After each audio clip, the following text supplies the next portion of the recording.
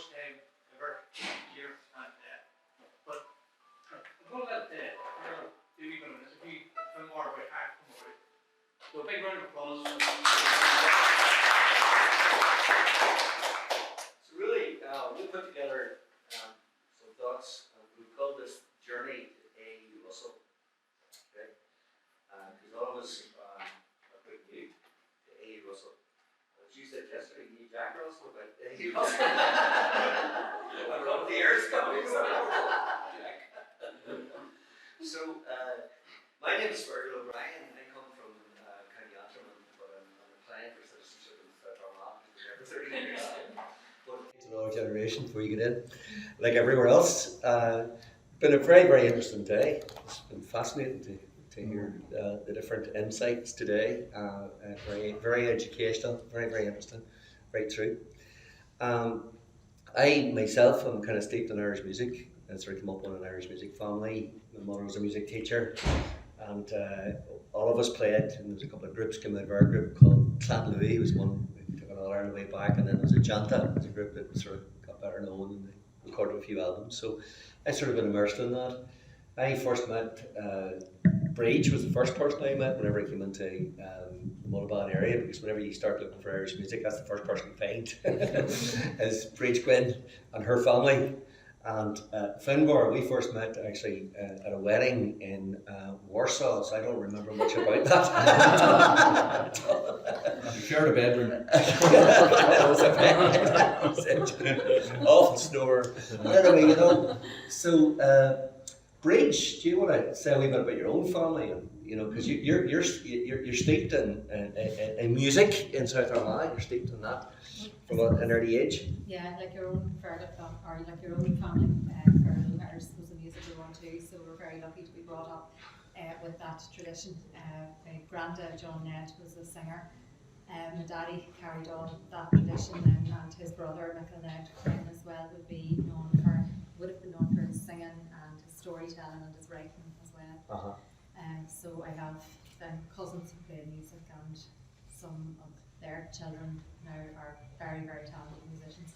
So there's plenty of music in the family, and sort of sister plays as well, mom played banjo. Your mother was in banjo. Yeah. God rest her, and your father is a powerful singer, and still, you know, he still can come in quite centre stage when you hear Breige's father singing.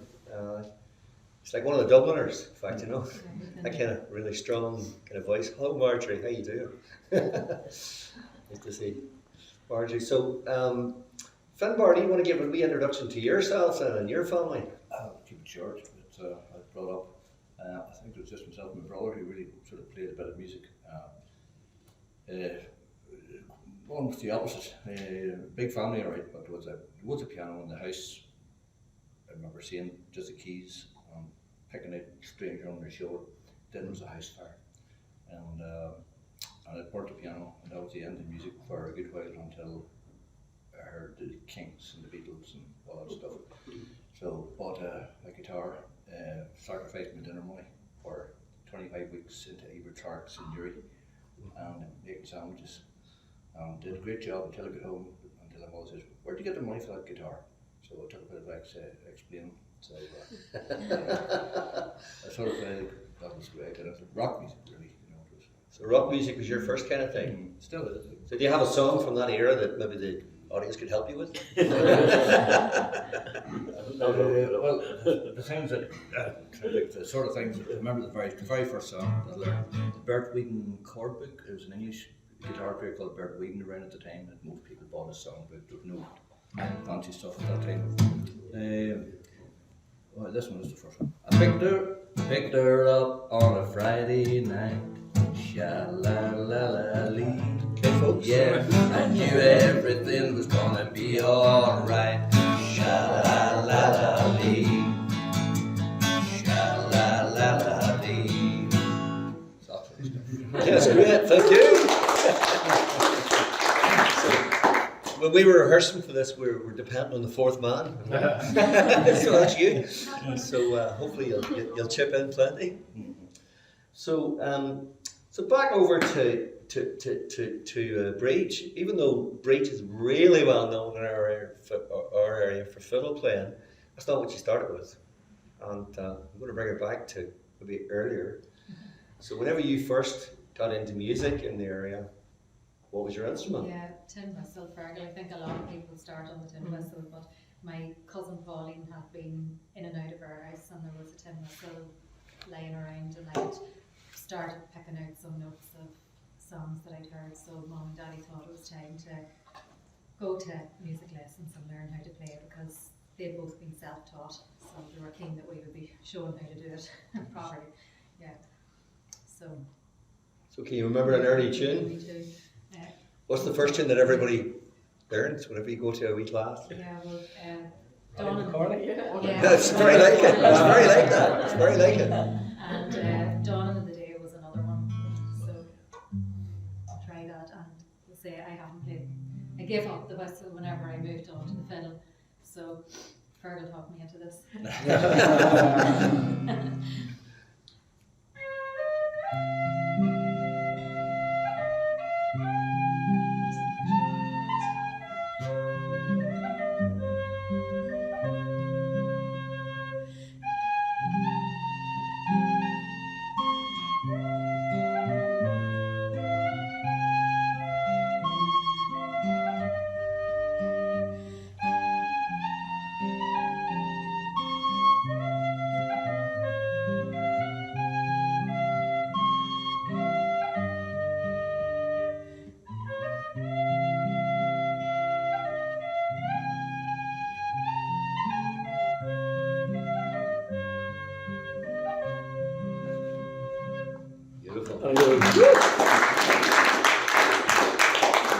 So you were surrounded. You went to learn some lessons from a fella that if you know anything about kind of music in South Armagh, there's a John Murphy, Killy Band. It's kind of really well known. And, Yeah. and who sang along with him? Susan McCann. John's cousin, my wife's cousin. Started her career singing with John's show band. Yeah. So it would have been a very well known show band at the time. And John was invited to Mulliban then by the local, the Rainbow in Clovis at the time, to come and teach music on a Saturday morning. So myself and my sister went with our pound and paid our pound on a Saturday morning to go and get our tunes. Yeah. Fantastic. And so the Cultus then became a big part of your life in Forkhill. That was established, what, about 1974, was it? Or In and around that. around that, was yeah. Mommy and Daddy were founder members there at the time, and I suppose they were trying to get a bit of a hub to go to play music. There wasn't anything like that in the area, but there would have been a few musicians keen to have somewhere to go and play together. And so whenever we got a few tunes under our belt, then Tuesday night was the night that we all went to the club. So myself and my sister would come home from school, went to bed, did our homework, got our dinner, went to bed for an hour or two, and then got up to go to the session. So that's why you're always looking so bright. Whenever you come in, you're always looking really bright. Yeah, and so who kind of turned up with that? You know, there's been a number of kind of fairly big names, I think, in Irish music that would have started that Cultus many years ago. Yeah, it was very well attended. You know, the Tuesday nights, especially during the summertime. Then you'd have big, really good sessions, and so would have had the likes of Zoe Conway and her family, and Anya McGeady, Gotcha Fame, and lots of others coming down through the years. But yeah, really good musicians that have gone on to bigger things. Yeah. And there was a Forkhill Singing Festival as well that introduced singers that came off from all over Britain, Ireland, to the Forkhill Singing Weekend as well. It was another aspect. But was there any kind of tunes that you associate with the Cultus at all? Well, there were lots of different tunes. The Ring of Gullion at the time made an LP, and it's lovely listening to it. Brings you back a trip down memory lane. But at the end of the night, they used to always play Dingle Regatta.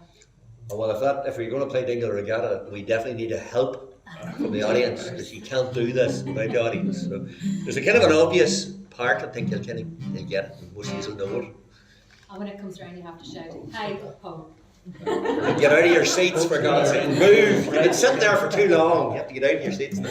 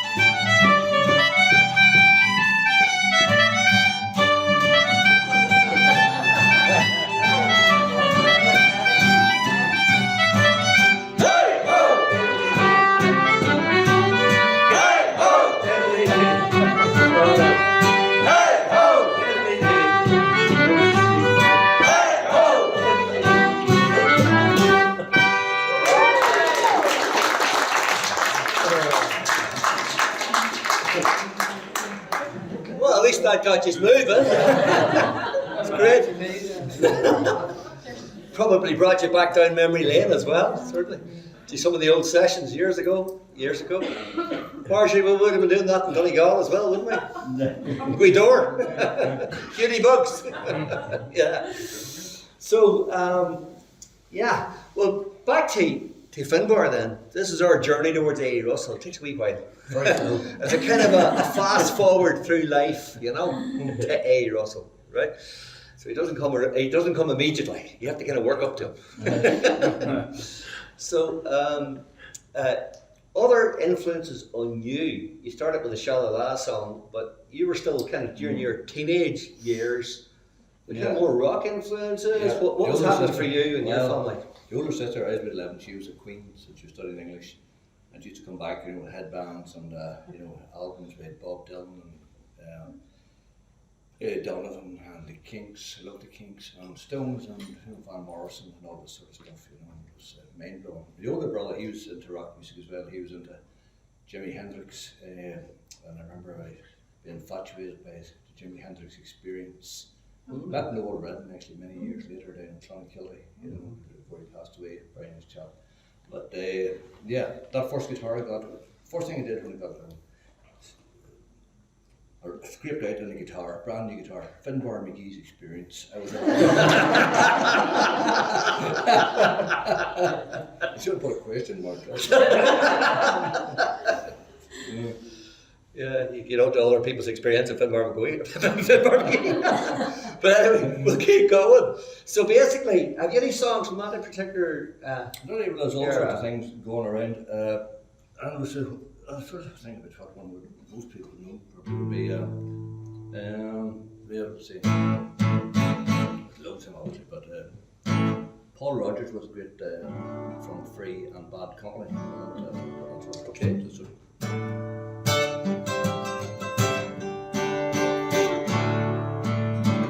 Baby, when I think about you, think about love.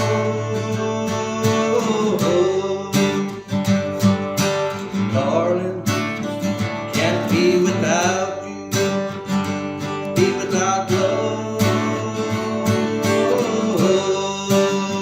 And if I had the sun and moon, stars that shine,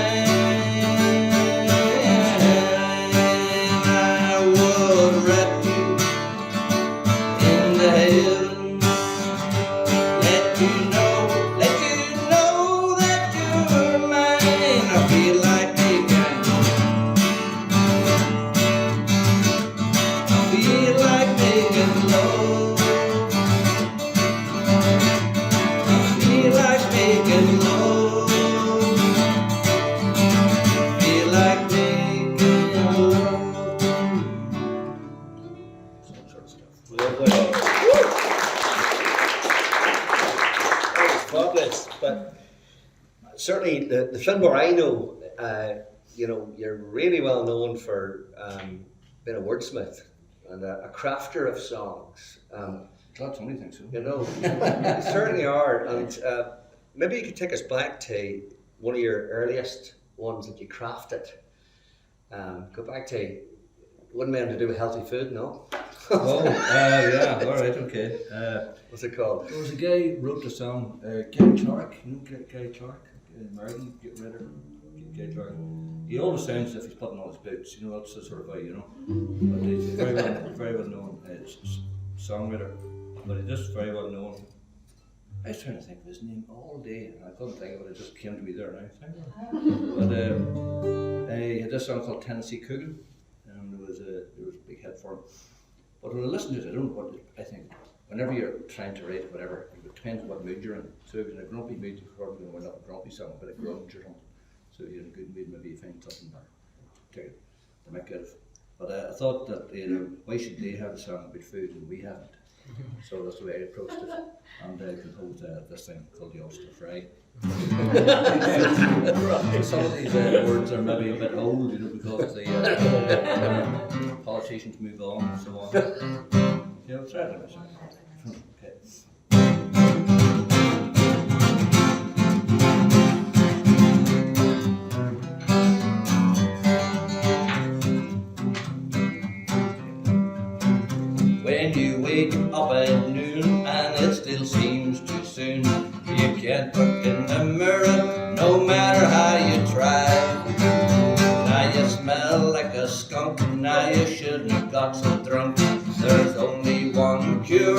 a good old Ulster fry. Don't reach for them pills, they won't cure your ills. You might as well reach for pie in the sky. 'Cause paracetamol can't beat cholesterol. So get that pan on and sizzle up that fry. Of course, we got bacon, we got beans, we got sausage, and 2 or 3. Soda, farro, pancake, egg, and tomato, titty, bread, and black pudding. Sure, you know you couldn't find a finer feed. Now Jerry and Big Ian, they don't think the same. They do this country from opposite sides. But both would sure agree, say no to muesli. Support the grease process, say yes to the fry. We got bacon, we got beans, we got sausages, and 2 or 3. Soda, farro, pancake, egg, and tomato, titty, bread, and black pudding. Sure, you know you couldn't find a finer feed. That breakfast continental is only for the mental. Those croissants are a nuisance, and the grapefruit stings your eyes. 'Cause you only know you're fed when your gut feels like lead. Bye-bye Cheerios, hello Ulster fry. We got bacon, we got beans, we got sausages, and 2 or 3. Soda, farro, pancake, egg, and tomato, titty, bread, and black pudding. Sure, you know you couldn't find a finer feed.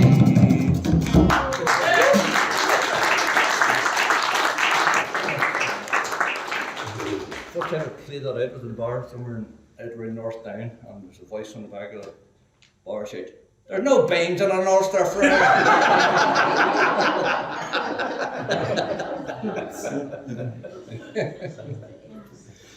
Yeah. I know, Breige, I'm going to have to ask, I know you didn't, but I would love to go to a healthy song now. So I would, and she's trying to get out of it, but I honestly think that Breige is one of the finest singers in South Armagh and the most modest, humble you'll ever come, Chris. Just for me. Just for Fergal. Say a wee bit about Yeah, it. it's a song about Colcannon, so potatoes. Things maybe. Keep the culinary fit. They're not fried, are This is they? actually this is Fanny Craddock reincarnated. Just can help me out. So, did you ever eat Colcannon made with lovely pickled cream, with the greens and scallions mingled like a picture in a dream? Did you ever make a hole on top to hold the melting flake of the creamy flavoured butter that your mother used to make? Oh, you did, so you did, so did he, and so did I. And the more I think about it, sure, the nearer I'm to cry. Oh, weren't them the happy days when troubles we knew not, and our mothers made Colcannon in the little skillet pot? Well, did you ever take potato cake and boxty to the school, tucked underneath your oxter with your books, your slate and rule? And when teacher wasn't looking, sure a great big bite you take of the creamy flavoured, soft and melting sweet potato cake. Oh, you did, so you did, so did he, and so did I. And the more I think about it, sure, the nearer I'm to cry.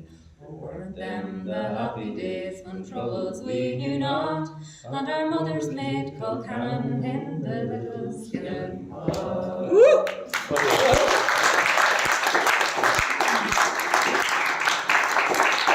Gorgeous. I think it's worth the ask, and I think I'm going to go back to Finbar. It's very, very hard to do anything with Finbar and not ask him not ask him to sing. Not ask him to sing a song that has really gone all over the country. And this man here penned it. It's called My Belfast Love. And I'll get him to introduce it to you, but like when the likes of Sean Keane is looking for permission to sing it, and Anya McGinney from Gutcha, and maybe perhaps the ultimate tribute is that the kids of South Armagh, when they're out in Catalonia, at the Creative Connections Festival. They're singing it on the streets. And that's I witnessed that. So the kids in our area adore this song. They absolutely adore it.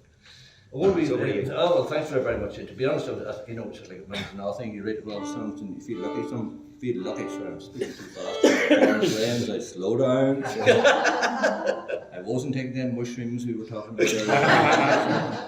What the hell about them on Monday night? Monday night, we're going to the mushroom lesson. That'll be interesting. You'll be in the golf course on Tuesday morning.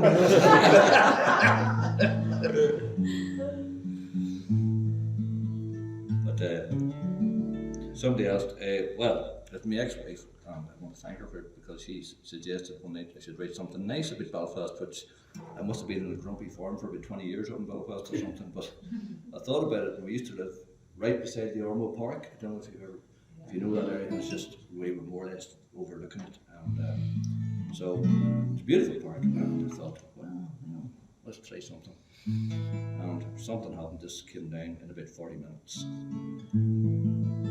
Okay.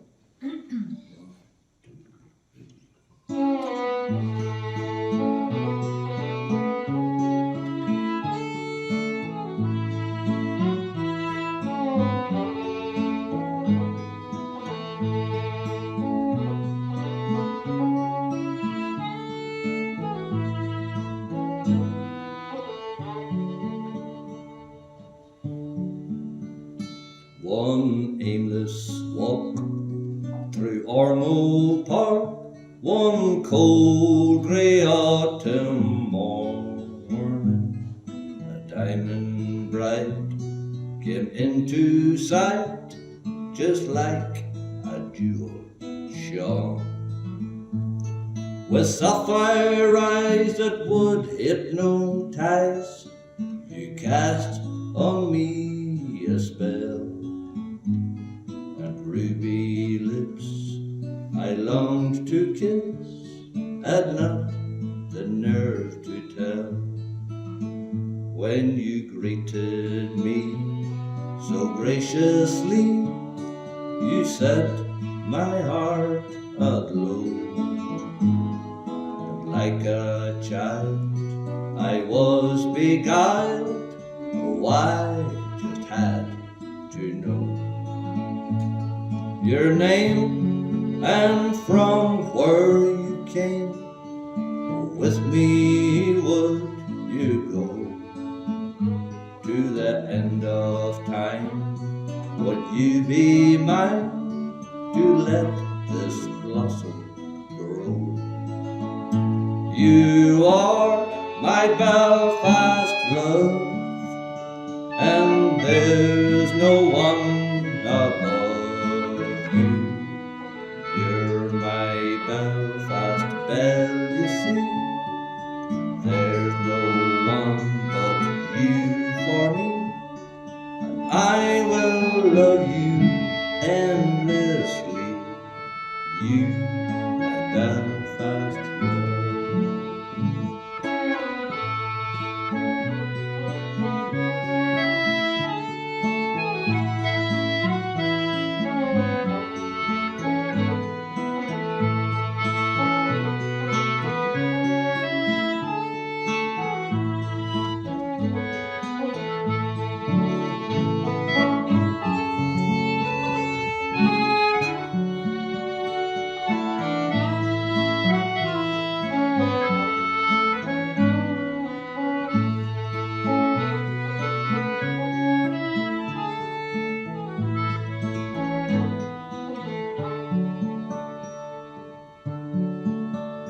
Come, take my hand, across this land I would fly you to the moon.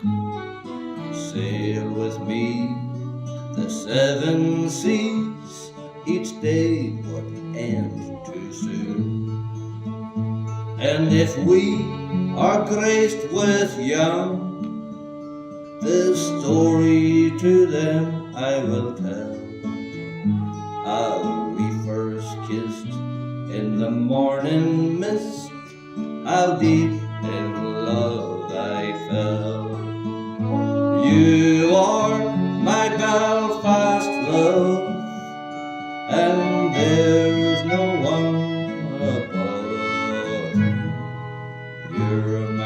Belfast belle, you see, there's no one but you for me, and I will love you endlessly. You, my Belfast love.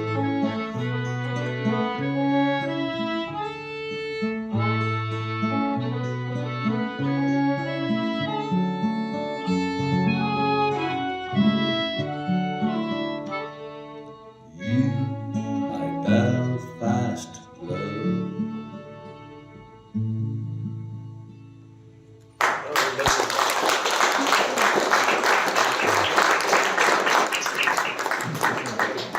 So I'm going to jump a few years forward for Breige. And Breige, you got involved in some groups in your day. Yes. Whenever we were, I suppose, as teenagers, there weren't that many people our own age who were playing music in and around our area. So myself and my sister joined the Ballymena Ceilidh band, and we had some great fun with them for a couple of years, competing at the Flas and things like that. After that, then a few years after that,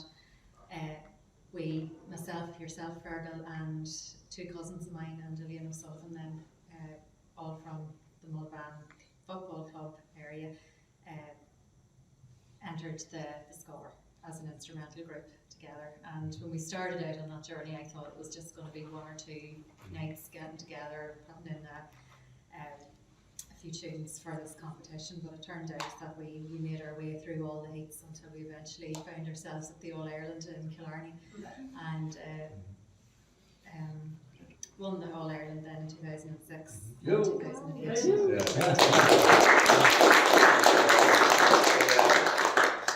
Whenever we played our wee bit on stage,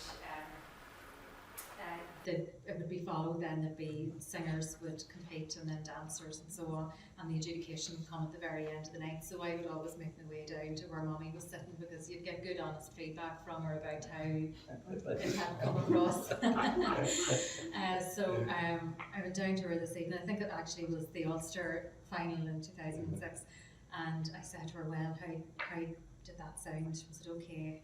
And she would have wanted to be very discreet, because she would have been very aware that there was other people sitting around, and she wouldn't have wanted to hear for anybody to hear her maybe being big-headed or anything like that. So she pointed down at her feet and she said, it's in there. And as I say, I wasn't catching what she was throwing at me. I was, what do you mean? How did we play it? What did it sound like? And she said, oh, very good, it's in there. But I didn't realise her bag was sitting at her feet. And she was really, what she was trying to say was, yeah, it's all good, it's in the bag. All the nice memories from. Maybe you'll give us a wee tune from that era. Yeah, okay. So Join if you want. do a reel called The Road to Argy. I think you introduced us to this tune, Fergal. I remember we recorded a wee album at the time. It's always a good idea to do these things at the time when the groups on the go, and we called it What's the Score, you know.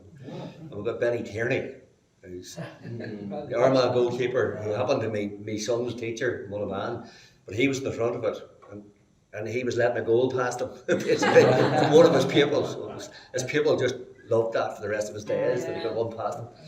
Anyway, I remember asking permission from Adam Sutherland, who composed this tune, and he was on a bus in Scotland. He's a Scottish guy. They composed this, The Road to Argy. So he says, "Where you go?"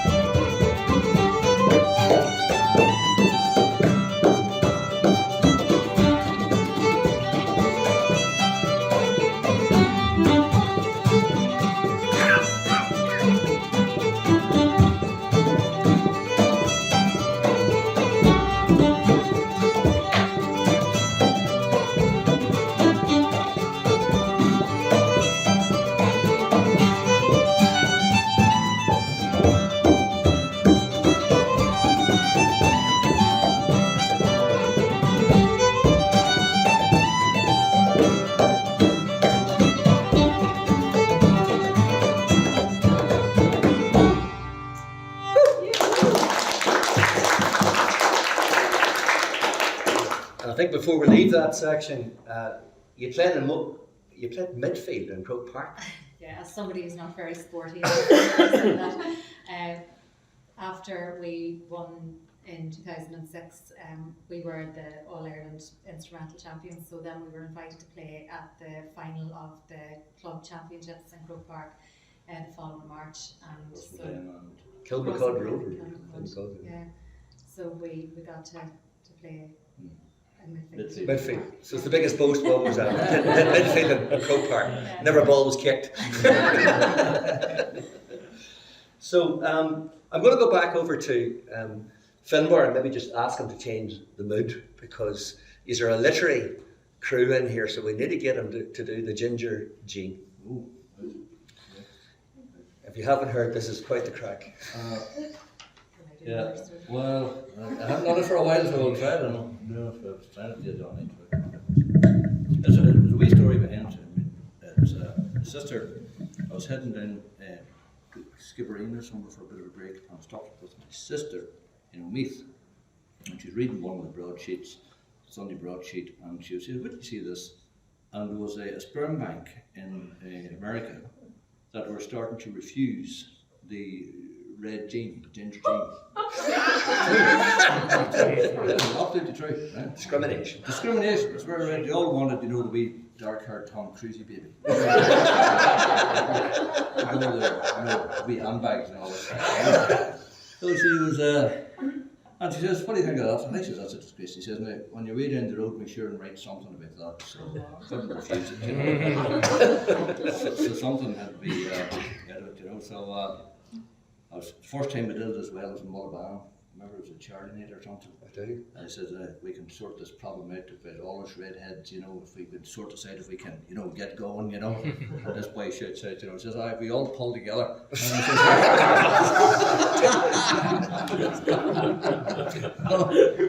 we like to think of Limping Kinger and everybody, Through the trials of evolution, many species face persecution to become fossils in institutions never again to be seen. The big cats with the sabre tooth, and the dodo bird, and the great mammoth, and the laughing owl no longer hoots. And soon's the ginger Jean gone, the Goliath white-toothed shrew, the red gazelle, the broad-faced potteroo, the kangaroo island emu, and the fruit dove of the Philippines say adieu to the pristine moustached bat, the Barbados raccoon, and the bulldog rat. And next in line for that Darwinian swat is the under-threat Ginger Jean.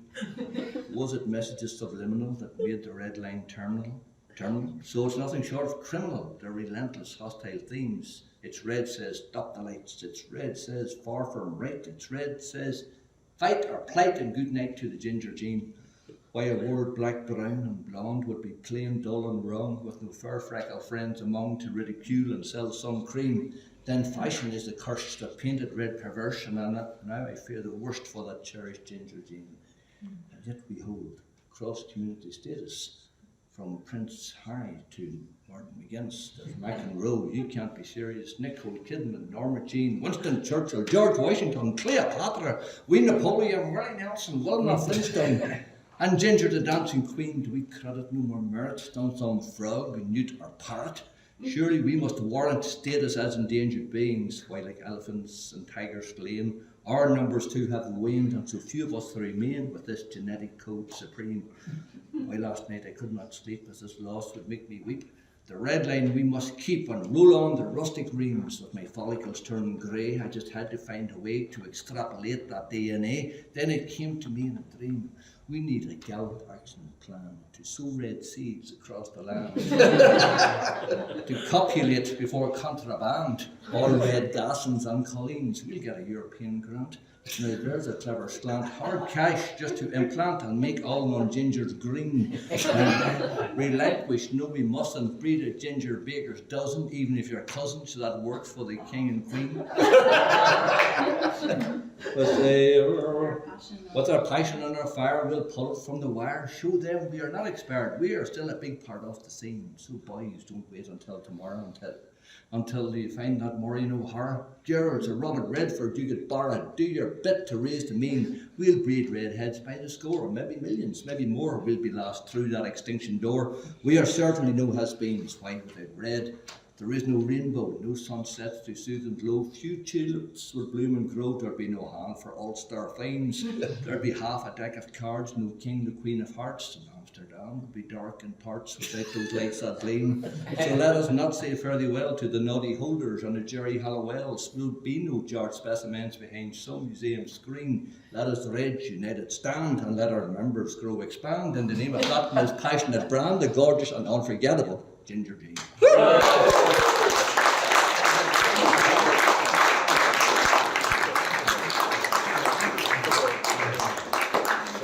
Just try memorising that.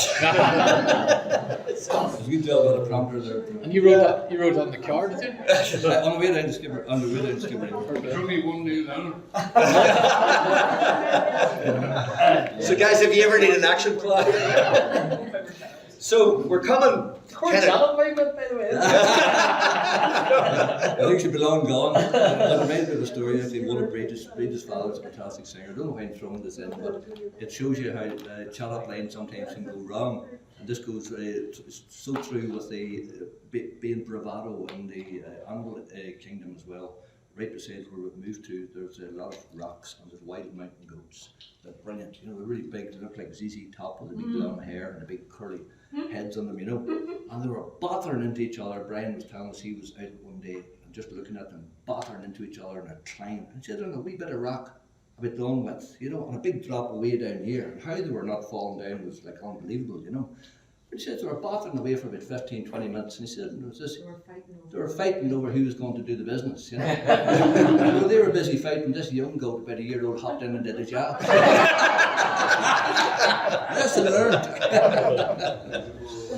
So I'm conscious we'll probably need to kind of cut a wee bit of what we were planning, and maybe we'll get to the A. Russell song now, because I'm conscious you've got a flash fiction coming up. Yep. So we were going to do other stuff, but maybe we'll just cut a wee bit. So like A. Russell, like what did we know about? As I say, Jack Russell is what we knew about A. Russell, and I can really thank Patrick O'Donnell for introducing me to A.E. Russell when we were in Minnesota, and he started telling me about this guy, and I kind of thought, what? Why have I never heard about this fella, you know? And, you know, I kind of got a sense of the breadth of him, and then whenever you came across here and took me into the Armagh Museum, and there's a whole section dedicated to A.E. Russell, we're kind of thinking, you know, why do we not know about this? You know, so there's, for me, he's the unknown great, you know, so I mean, over to you, Breige and Finbar. What did you know or think about A. Russell before we got knowing these guys and Marianne and Jim then and Michael? We sort of started to get into a circle of A. Russell and fans, like, you know. So we knew nothing. Enthusiasts. Knew nothing. And Patrick was your first person I heard talking about him. Then Fergal started to talk about him, and then gradually, maybe after a night later, they were saying, we did this, and then the next night, oh, he did that, and he did. Yeah, and then there was 500,000 people or thereabouts at his funeral. What? Right. So after a bit of research, again down to Armagh, thanks to the curator, what do you call it, Sean, yeah, very nice fellow. And they took out the paintings and the original letters and everything. Really nice job. And then went back home and started to. And then I asked about maybe 20 people. You know, had you ever heard of them? One maybe. One had heard of them. So I think it's a fair reflection of society, you know. So then it was to sit down and try and. You probably you'd know far more about A. Russell than I do, I'm sure. But there was a bishop who called him the mystical, myriad-minded man. The bishop was Bishop. What was his name? Do you remember the name? Yeah, he was the Archbishop of Armagh. Archbishop Breige. Greg. Yeah. Seems like a Protestant, didn't he? It was Protestant. Oh, he was the Protestant Archbishop of I Armagh. forgot the bishops, that's right. So it was, yeah, so what can you say? You know? I think our thing we should say is that it'll not just be us that knows about him, but anybody that listens to John Toll next Saturday has just been invited on to sing the song. Spread the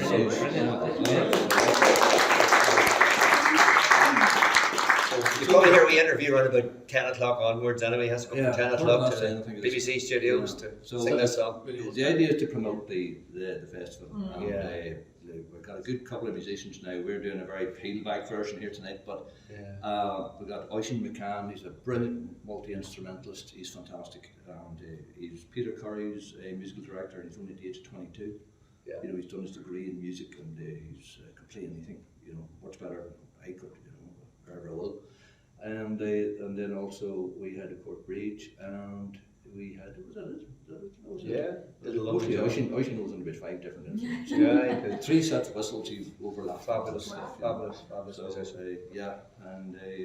and thanks to the studios that we worked in too. Okay. Yeah. So have a go at it. And see you. Thanks again very much for the invite tonight.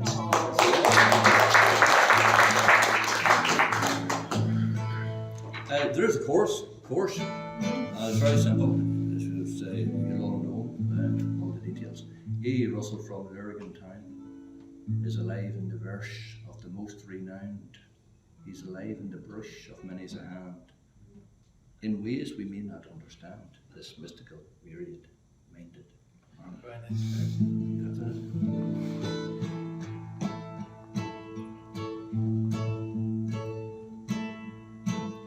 Imagine a man who mentored greats like Kavanagh and W.B. Yeats, got a walk-on part in Ulysses, yet few realize his legacy. 500,000 said goodbye when he bowed out in 35. Across my heart and I hope to die. A.E. Russell is still alive. A. Russell from Lurgan Town is alive in verse by the most renowned. He's alive in the brush of many's a hand. In ways we may not understand, this mystical myriad-minded man. He was called to solve the farmer's plight by Plunkett side, put prices right. Covered this land by bike and train, setting up co-ops that still remain. He designed the starry plough, unlocked that Dublin lockout row, got Mary Poppins fly to fame. For the flickering arts he fanned the flame. A. Russell from Lurgan Town is alive in verse by the most renowned. He's alive in the brush of many's a hand. In ways we may not understand, this mystical myriad-minded man.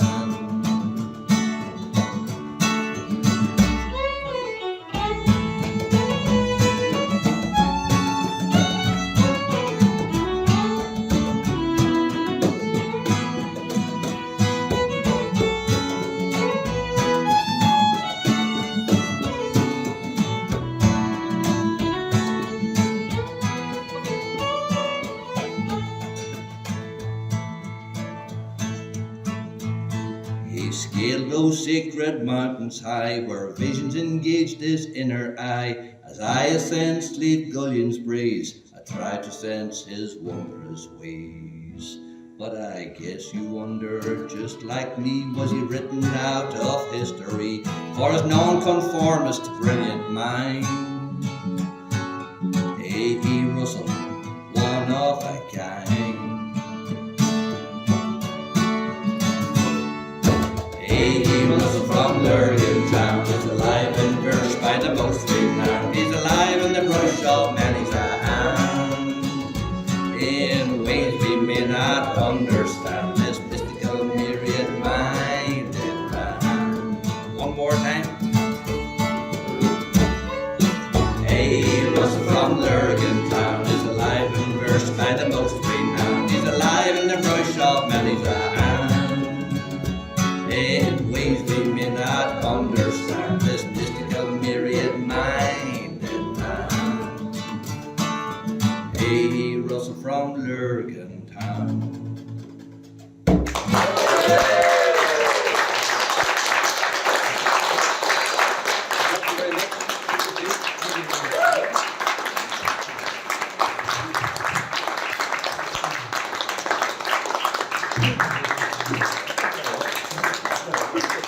Good stuff.